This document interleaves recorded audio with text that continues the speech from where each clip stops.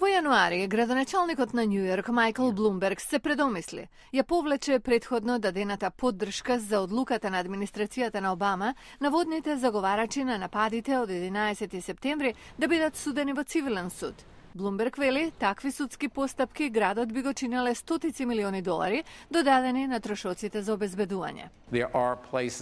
Има места што се поевтини и каде е поедноставно тоа да се прави отколку во градот Њујорк. Воените бази се такви места.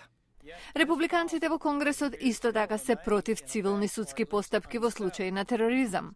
Главниот обвинител Ерик Холдер вака ја опишува ситуацијата. Не е донесена конечна одлука каде ќе биде суден Калид Шејк Мохамед и другите. Има многу законски, практични, безбедносни елементи кои треба да се земат предвид. Прашањето не е кој суд е построг, зашто, како што вели професорот на Универзитетот Колумбија Метју Ваксман, не се знае што да се очекува. Видовме во многу цивилни постапки изречени големи казни за осомничени терористи и воени комисии кои резултирале во куси казни. Примери има многу, како онај на кој Ваксман посочува.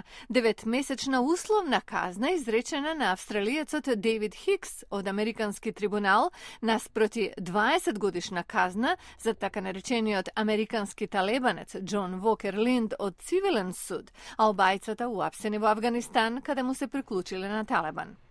Во меѓувреме, Калид Шејк Мохамед останува во Гвантанамо. Осомничени од помал калибар може да продолжат да бидат судени во цивилни судови.